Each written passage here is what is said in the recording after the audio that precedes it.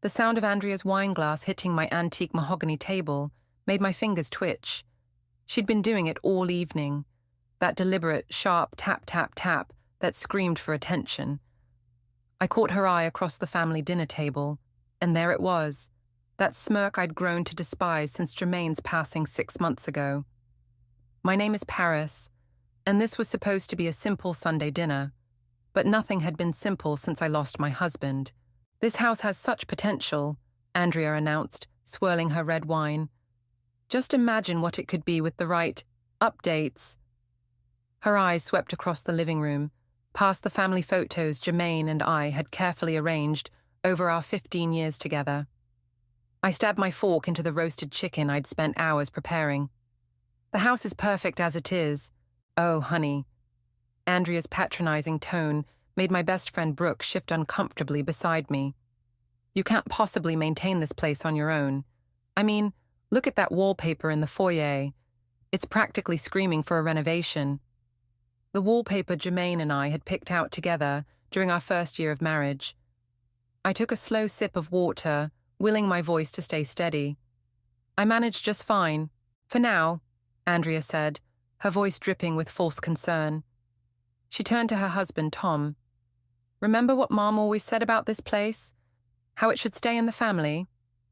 The table grew quiet. Even the clinking of silverware stopped. Andrea, Greta, my older sister, warned from the other end of the table. But Andrea was on a roll. Let's be realistic here. She leaned forward, her designer bracelet catching the light. Once you're gone, this house will be mine. It's what Germain would have wanted, keeping it in the blood family. The room temperature seemed to drop 10 degrees. Brooke's hand found mine under the table, squeezing gently. Germain's wishes, I repeated, my voice barely above a whisper. That's interesting, considering the conversations we had before he passed. Andrea's perfectly plucked eyebrows drew together. What conversations? I stood up, my chair scraping against the hardwood floor. Would anyone like coffee? I just got a new French press. I'll help, Eliza, my neighbor, quickly offered. She followed me into the kitchen, closing the door behind us. You okay? She whispered, reaching for the coffee beans. I gripped the counter, letting out a shaky breath. You know what Germain told me right before? My voice caught. He said, Paris, don't let them change what we built. Promise me. Eliza touched my arm. Then don't. Back in the dining room, Andrea was holding court. It's just practical thinking. A single woman living in this huge house. It doesn't make sense. What doesn't make sense, I said, setting down the coffee tray with deliberate care, is assuming you know anything about what Germain wanted. I'm his sister, Andrea shot back. I knew him his whole life. And I was his wife. I poured coffee into Greta's cup, my hand steady despite the rage building inside me. The person he chose to build a life with. The one he trusted with everything. Everything. Andrea's laugh was sharp. Please, you were just the girl he married. This house, it's Miller family history. It belongs with us. I thought about the documents sitting in my study upstairs. The ones Germain and I had prepared with Walter, our family lawyer, months before his diagnosis. The ones that would wipe that smug look off Andrea's face. More coffee, Andrea? I asked sweetly. She pushed her cup forward. You know I'm right, Paris. Deep down, you know this house will be mine once you're gone. It's inevitable. I smiled, thinking of the shelter plans hidden in my desk drawer. The women whose lives would change because of Germain's vision, our vision. We'll see about that. Later, after everyone had left, I stood in the foyer, running my fingers over the wallpaper Andrea had criticized. Germain and I had spent 3 weekends putting it up, laughing at our amateur attempts, celebrating with takeout pizza on the floor. My phone buzzed, a text from Brooke. You okay? That was intense. I typed back, better than okay. It's almost time. Upstairs in my study, I pulled out the folder marked Future Plans. Inside were the documents that would change everything, the proof that Germain and I had been planning this for years. Andrea thought she knew everything about her brother, but she had no idea what was coming. I traced Germain's signature on the last page, remembering his words. Make it count, Paris. Show them what real family means. Oh, I would. And Andrea wouldn't know what hit her. The morning after the disastrous dinner, I met Eliza at our usual coffee spot downtown. She arrived with a stack of papers tucked under her arm, her lawyer face on. I've reviewed everything, she said, sliding into the booth. The documentation is solid, Paris. Andrea won't be able to touch it. I wrapped my hands around my coffee mug, letting the warmth seep into my fingers. But we need to move fast. The sooner we file these papers, the better. The bell above the cafe door chimed, and I tensed as Brooke rushed in, her face flushed. You won't believe what I just heard, she said, dropping into the seat beside me. Andrea's been making calls to real estate agents. Already? My stomach clenched. The body's barely cold, and she's... Paris. Eliza's firm voice cut through my rising anger. Focus. We need to talk about the letter. I pulled the envelope from my purse. The one Germain had given to Walter to hold until after his death. I'd received it yesterday morning, but hadn't found the courage to open it yet. Read it, Brooke urged, squeezing my hand. My fingers trembled as I broke the seal. My dearest Paris, if you're reading this, then I'm gone, and knowing my sister, she's probably already circling like a vulture. Remember that night we sat on the porch swing, talking about turning the house into something more? That wasn't just a dream, it was our legacy. I've left everything prepared with Walter. The house isn't just a building, Paris. It's hope, it's shelter, it's everything we believed in. Don't let Andrea's greed destroy that. All my love, Germain. Damn, Brooke whispered, wiping her eyes. He knew exactly what would happen. He knew his sister, I said, carefully folding the letter, and he trusted me to finish what we started. Eliza spread out the shelter plans on the table. These blueprints are perfect. The conversion will be minimal. Mostly just adding security systems and updating the bathrooms. We can have it ready within months. Andrea will lose it when she finds out, Brooke said, studying the plans. That's what worries me, I admitted. She's not going to go down without a fight. The cafe door opened again, and we quickly gathered the papers as Greta walked in. She spotted us and made her way over, her expression serious. We need to talk, she said, sliding into the booth. Andrea's been asking questions about your finances, Paris. She's trying to build a case that you can't afford the property taxes. Of course she is. I pulled out my phone and showed them the text I'd received that morning from Walter. Meeting set for Thursday. Bringing all documentation. Stay strong. Thursday. Eliza's eyebrows shot up. That's perfect timing. The family gathering is Saturday. Exactly. I allowed myself a small smile. Andrea wants to play chess? Fine, but she doesn't know all the pieces on the board. Paris, Greta leaned forward, her voice low. Are you sure about this? Once you do this, there's no going back. The family will never be the same. The family changed the moment Andrea started plotting against me, I said. Besides, Germain and I planned this for years. This house was never meant to be just a house. My phone buzzed, a text from Andrea. Coming by later to discuss the property. Need to talk about practical solutions. She's unbelievable, Brooke muttered, reading over my shoulder. No, I replied, standing up. She's predictable, and that's exactly why this is going to work. I gathered my things, determination settling over me like armor. Eliza, get those papers filed today. Brooke, I need you to make some calls about the shelter permits. Greta, I'll keep my ears open, she nodded. Andrea talks more freely around family.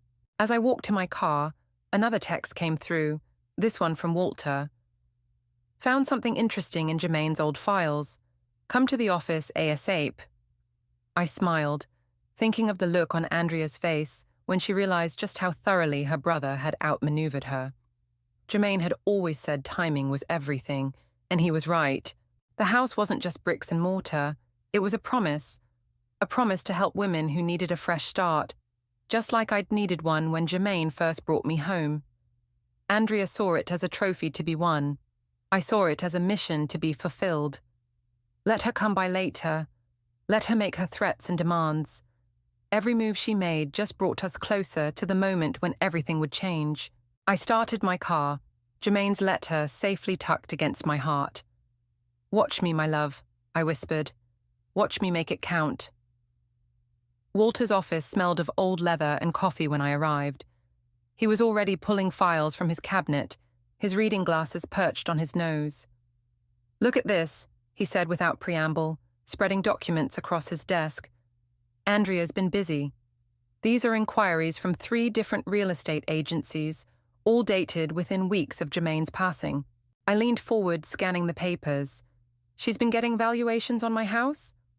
"Your house," Walter emphasized, tapping the deed. "And that's not all. She's been asking about Jermaine's life insurance policy, your mortgage status, even your credit history." The door opened, and Walter's assistant poked her head in. "Ms. Andrea is here to see you, sir." Walter and I exchanged glances. "Perfect timing," he muttered. "Paris, the storage room, now." I slipped into the adjoining room just as Andrea's heels clicked across the wooden floor. Through the thin wall, their voices carried clearly. "Walter, darling?" Andrea's sugary tone made my teeth ache. "I need information about my brother's estate." "Everything's been settled according to the will, Andrea. Paris is the legal owner of the house." "Yes, but surely there are options. Paris is struggling, anyone can see that. It would be kinder to help her move on, downsize to something more manageable." Walter's chair creaked. "And I suppose you have a solution in mind?" "I've had several offers already, excellent ones.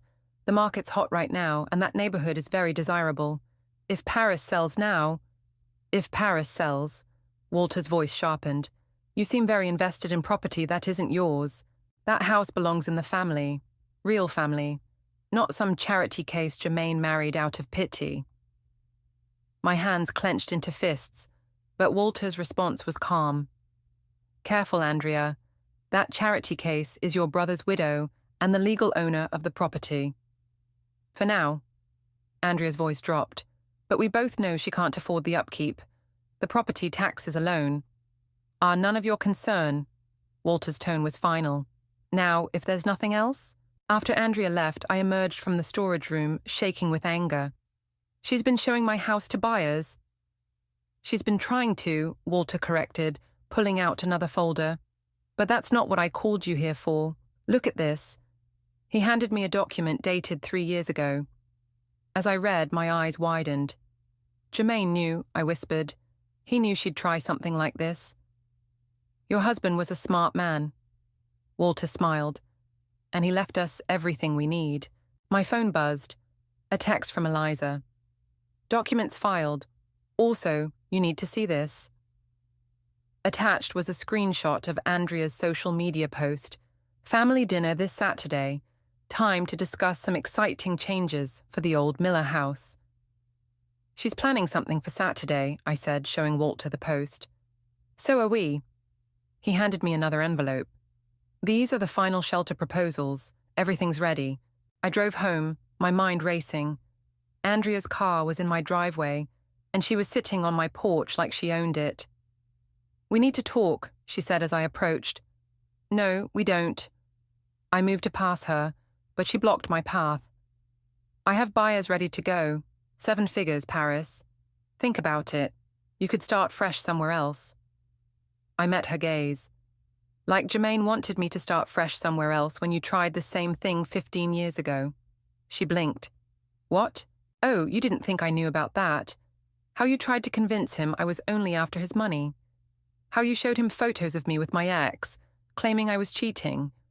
Color drained from her face. "He told you?" "He told me everything, and he left me everything I need to protect what we built." "You're bluffing," she said, but uncertainty crept into her voice. "Saturday's dinner should be interesting," I replied, finally pushing past her to unlock my door. "Hope you're ready for some exciting changes." "This isn't over," she called after me. "You're right about that," I muttered, closing the door in her face. Inside, I leaned against the wall, heart pounding. My phone buzzed again. Brooke this time. "Shelter permits approved. We're good to go. I looked at the family photo on the wall, at Jermaine's smiling face. He'd known this day would come, had prepared for it, had trusted me to see it through. Saturday couldn't come fast enough.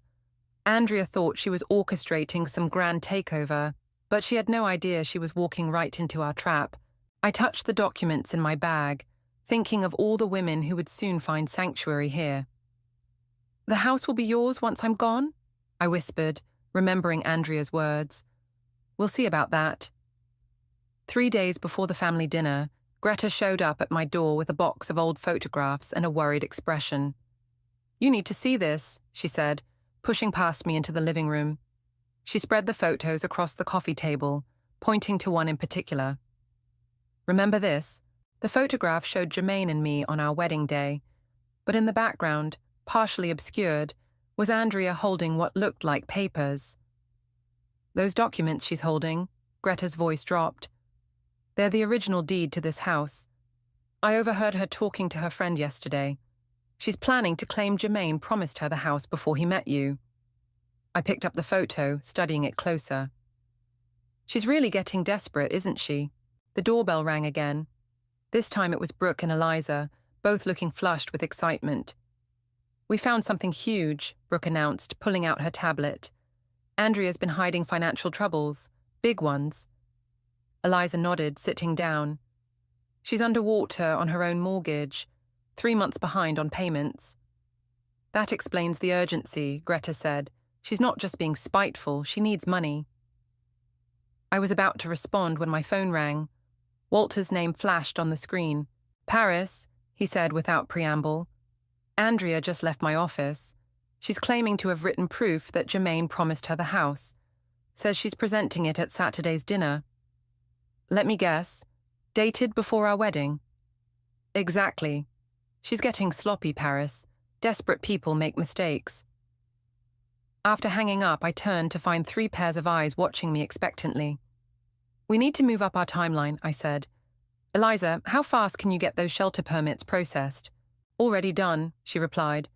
"But there's something else. I found an old letter in the courthouse records, from your mother-in-law to Jermaine, written just before she died." My heart skipped. "What did it say?" She knew what Andrea was like. She specifically asked Jermaine to keep the house away from her, said Andrea would destroy everything good about it. The front door opened, and we all jumped. It was Tom, Andrea's husband, looking uncomfortable. "Paris," he said, hovering in the doorway. "I need to tell you something. Andrea, she's been forging documents." The room went silent. Tom shifted nervously. "I found them in her office. Practice sheets trying to copy Jermaine's signature. She's planning to present a fake promise letter at the dinner." "Why are you telling me this?" I asked, studying his face. "Because Jermaine was my friend too.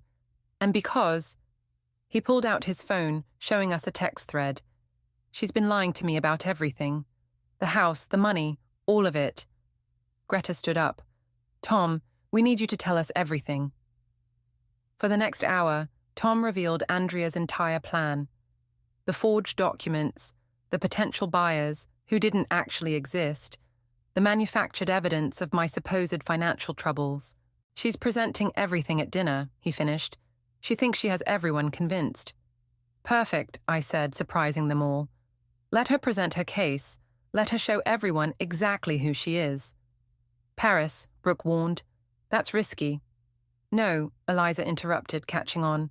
"It's brilliant. Let her commit to the lies publicly. Then we show everyone the truth," I finished. "All of it."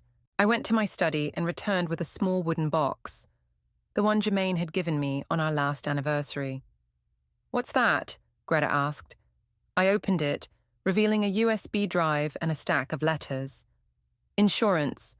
Jermaine knew his sister better than anyone. He kept records of everything. Every threat, every scheme, every attempt to undermine our marriage. "Including the time she tried to break us up?" Tom asked quietly. I nodded. "Everything." My phone buzzed with a text from Andrea. "Hope you're ready for Saturday. Time to face reality." I showed the others, and Brooke laughed. "She has no idea what's coming, does she?" "No," I smiled, touching the wooden box. She doesn't. As everyone left, Greta hung back. Are you sure about this? Once you do this, there's no going back. The family will be torn apart. I looked at the wedding photo again, at Andrea's scheming face in the background. Andrea tore this family apart long ago, Greta. I'm just going to make sure everyone finally sees it. The truth would cost us all something, but as Jermaine always said, some prices are worth paying. Saturday would change everything, and I was ready.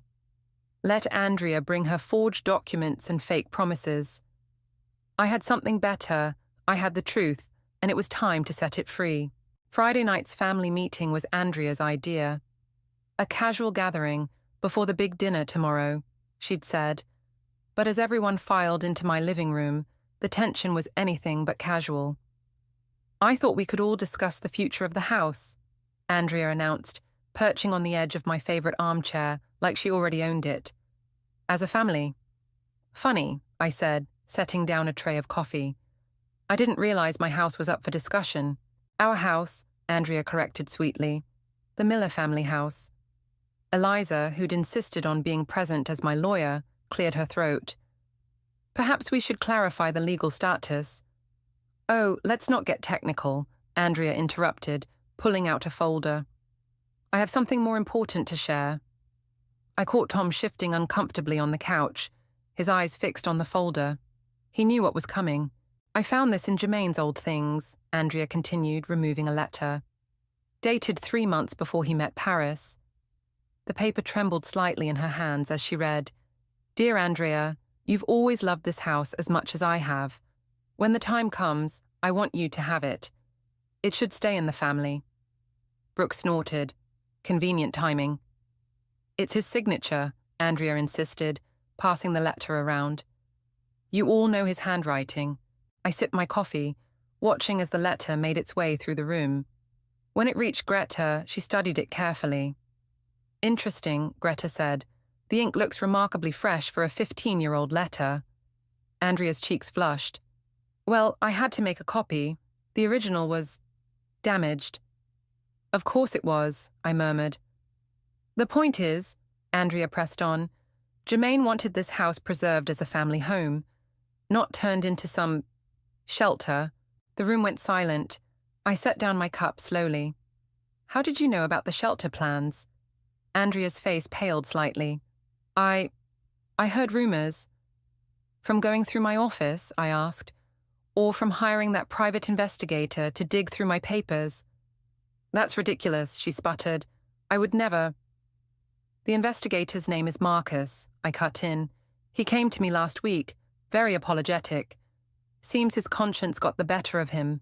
Eliza pulled out her phone, playing a recorded conversation. Yeah, Ms. Andrea hired me to find dirt on her sister-in-law.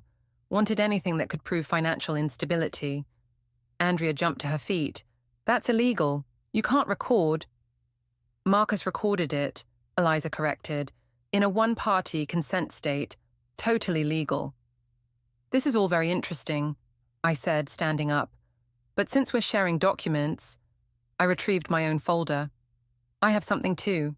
I pulled out a bank statement.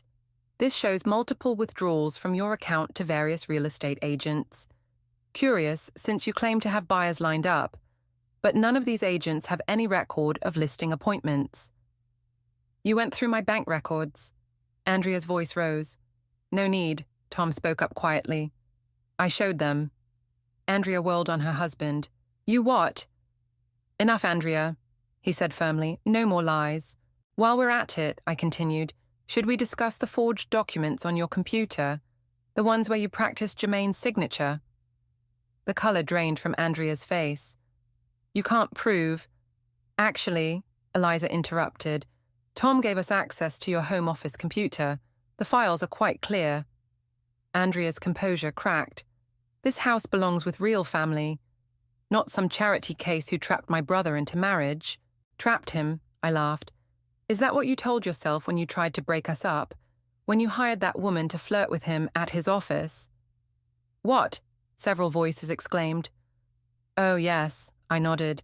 Jermaine told me everything. He kept records too, Andrea. Of every scheme, every plot, every attempt to undermine our marriage. "You're lying," she whispered. I pulled out my phone, playing a video. Jermaine's face appeared on the screen, recorded months before his death. "Andrea's trying again, Paris. She thinks I don't know about the real estate agents, the plan she's making. But I know my sister. That's why tomorrow, we're meeting with Walter to make sure everything's legally set for the shelter. It's time to secure our legacy, honey. The right way." Andrea sank back into the chair, her face ashen. "Tomorrow's dinner should be interesting," I said quietly. "Especially when everyone sees what's in Jermaine's actual final letters." As people filed out, shaken and subdued, Andrea remained frozen in the chair. "Get out of my house," I said firmly. She looked up, hatred burning in her eyes. "This isn't over." "You're right," I agreed. "Tomorrow it will be." After she left, Brooke hugged me tight. "Are you ready for tomorrow?" I touched the USB drive in my pocket, the one containing everything we'd need to end this once and for all. "More than ready," I replied. It's time everyone knew the truth. Saturday morning brought dark clouds and distant thunder. I was in the kitchen preparing for the dinner when Brooke burst through the back door, soaking wet from the rain. "Andrea's called everyone in the family," she said, shaking water from her hair. "She's telling them you forged Jermaine's video." I continued chopping vegetables. "Let her. Paris, she's saying she has proof that you manipulated the footage, that you're trying to steal her inheritance." The knife paused mid-chop. "Did she mention how she got into my email account?" Brooke's eyes widened. "What?" "Walter called earlier. Someone tried to access my private emails with Jermaine. The IP address traced back to Andrea's house." The back door opened again, and Eliza rushed in, clutching her briefcase. "We have a problem. Andrea's filed an emergency injunction to stop any changes to the property." "On what grounds?" I asked, wiping my hands. "She's claiming mental incompetence. Says Jermaine wasn't in his right mind when he made those final arrangements with you." The thunder crashed closer, making us all jump. My phone rang. It was Walter. "Paris, turn on the local news. Now." I grabbed the remote, switching on the kitchen TV. Andrea's face filled the screen, standing outside her real estate office. "My brother's widow is attempting to destroy our family's legacy," she was saying, tears in her eyes. "This historic home has been in our family for generations, and now she wants to turn it into a transient housing facility. My brother would never have wanted this." "She's really doing this," Brooke whispered. My phone buzzed with messages from family members. "Is this true? How could you do this to Jermaine's memory? We need to talk." "Perfect," I said, surprising both Brooke and Eliza. "Perfect?" Eliza asked. "Paris, she's turning the family against you publicly." "No," I smiled, pulling out my phone. "She's making sure everyone's watching." I dialed Walter. "Move everything up. We're doing it before dinner." "Are you sure?" he asked. The storm is perfect. Everyone's already on their way here to avoid the weather. Text the family. Emergency meeting at 4 instead of dinner at 6. I turned to Brooke and Eliza. "Call Greta and Tom. Tell them it's time." The next few hours were a blur of preparation. By 3:30, the storm was directly overhead, and my house was ready. Walter arrived first, carrying a projector and screen. "Everything's set," he said, setting up in the living room. "Are you ready for this?" "I've been ready for 15 years, I replied. The doorbell started ringing as family members arrived, shaking off umbrellas and rain jackets. Andrea came last, flanked by 2 men in suits. "My lawyers," she announced smugly, "just in case." "Perfect," I said again. "Please, everyone sit down." The room was packed. Every family member who'd received Andrea's calls was there, along with her lawyers and our core support group. "Before Andrea continues her public campaign," I began, "there's something you all need to see." Walter dimmed the lights and started the projector. Jermaine's face appeared on the screen, but this wasn't the short clip from yesterday. This was different. "If you're watching this," he began, "then everything I predicted has happened. Andrea, sis, I love you, but I know what you're doing right now. I know because you've done it before." The room went silent except for the storm outside. Paris and I made plans for this house years ago. Real plans, not the fake documents you're probably waving around right now. Andrea's lawyer shifted uncomfortably. But this isn't just about the house, Germaine continued. This is about the truth. Walter, show them. Walter pressed a button, and documents began appearing on screen. Bank records, emails, photos, all documenting Andrea's schemes over the years. Oh my God, someone whispered. The house was never going to be yours, Andrea, Germaine's voice continued, because you never understood what it really meant. It's not about property value or family legacy. It's about helping others, like this family helped me. Lightning flashed outside as the final document appeared, the original shelter proposal, dated 5 years ago, signed by both Germaine and me. Paris, Germaine's voice softened, show them the letter. I stood up, pulling out an envelope I'd never shown anyone. This, I said, is what Germaine wrote the day before he died. Andrea jumped to her feet. Stop. I forbid. You forbid nothing. I cut her off. Not anymore. The storm raged outside, but inside, the truth was finally breaking free. I opened the letter, and as I began to read, Andrea's carefully constructed world started crumbling around her. The letter shook slightly in my hands as I began to read. To my family, if you're hearing this, then Andrea has done exactly what I knew she would. She's tried to take everything from Paris, just like she's tried to take everything from everyone her entire life. But this time, I was ready. The house you're all sitting in right now, it was never meant to be just a house. When I was 16, this place saved my life. Mum and Dad took in runaways, abused women, anyone who needed shelter. Andrea hated it. She called them parasites, said they were beneath us. But Paris? The first time I told her about Mum and Dad's mission, she cried. She understood, because she'd been one of those women once before I met her. She'd escaped an abusive relationship with nothing but a backpack and hope. Andrea, I know you're listening. I know about the private investigator you hired last year to dig up Paris's past. You thought you'd find dirt. Instead, you found the truth about why this house matters so much to both of us. Remember when you tried to break us up by showing me those photos of Paris with her ex? You didn't know he was the man she'd run from, the man this house helped her hide from. Paris and I have spent years preparing this place to become a proper shelter. The blueprints are done, the permits are filed, the funding is secured, and it's all legally binding. Andrea's lawyers exchanged glances, shuffling their papers nervously. But that's not all, I continued reading. Walter, show them the trust documents. Walter clicked to the next slide, displaying financial records that made Andrea gasp. The house, the trust fund, everything you thought you could claim, it's all been legally transferred to the Shelter Foundation. Paris isn't just the owner, she's the executive director of a fully funded non-profit organization. Thunder crashed outside as Andrea lunged forward. He was sick, he wasn't thinking clearly. Actually, Walter interrupted, standing up. These documents were signed and notarized 3 years ago, when Germaine was in perfect health. I have the medical records to prove it.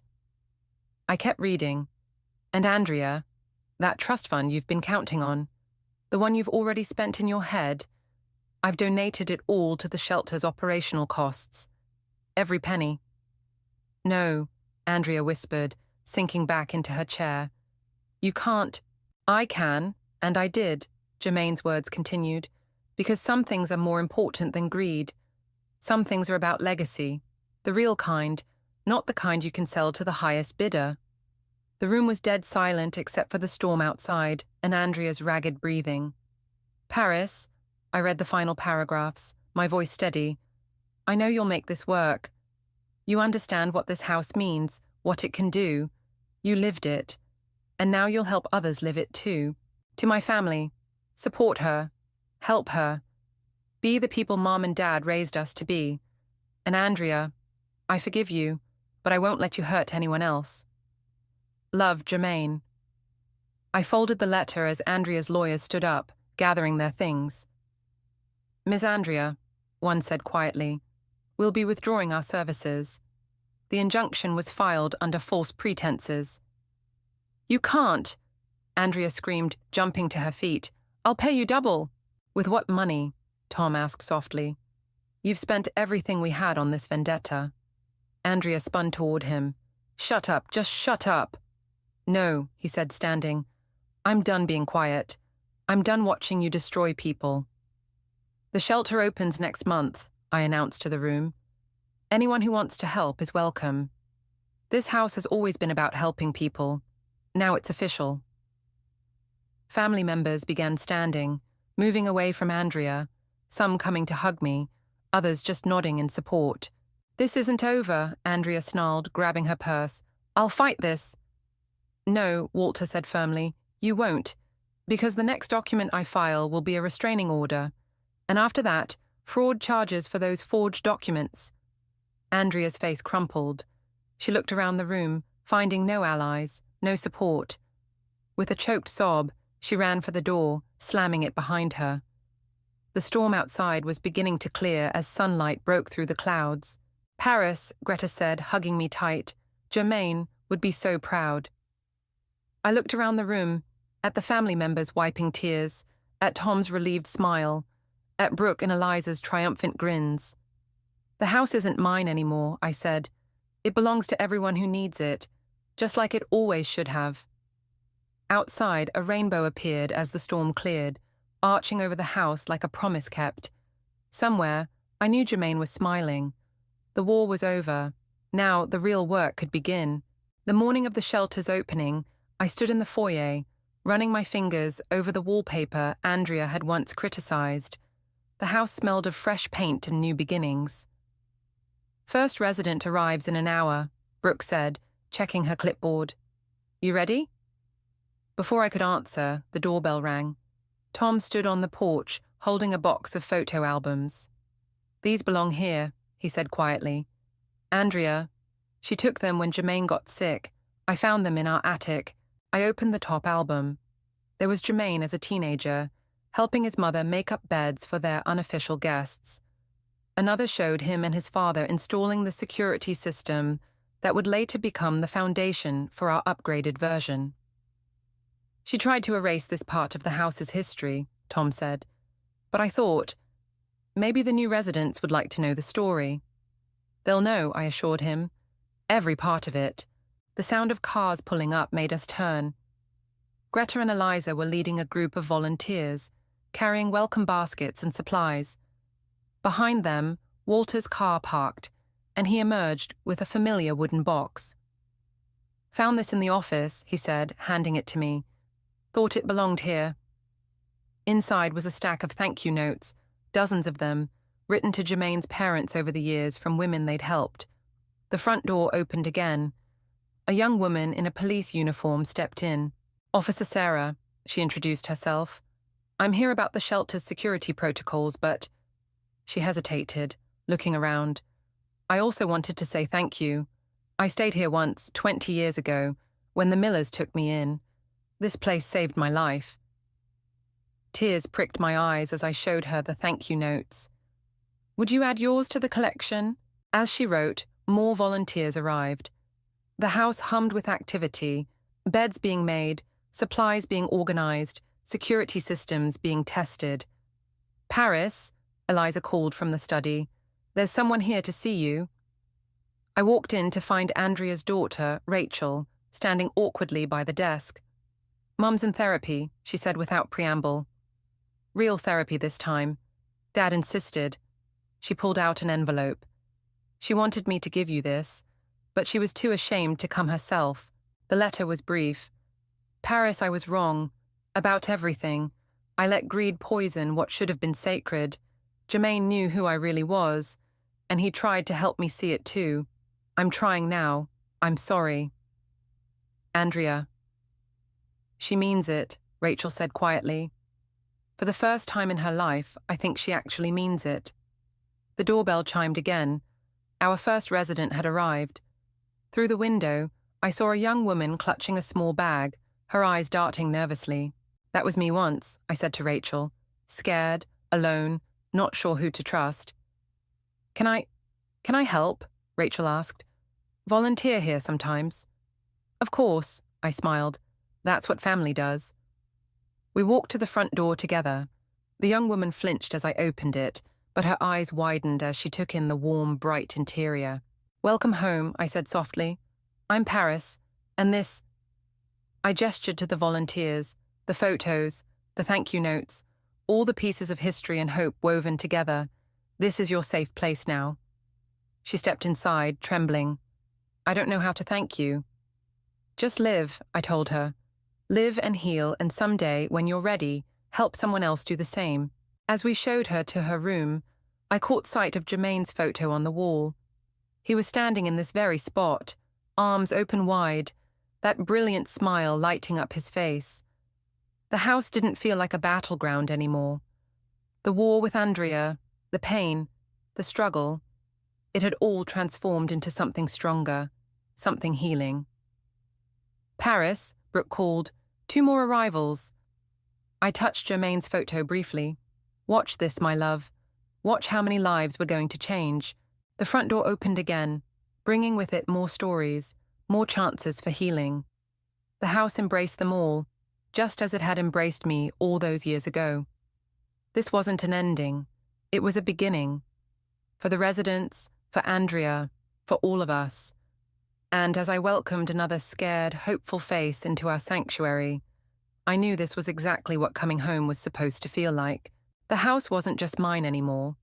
It belonged to every woman who would walk through that door, carrying nothing but hope and the courage to start again. Just like I had once done. Just like I would help others do, every single day, in this house that love had built.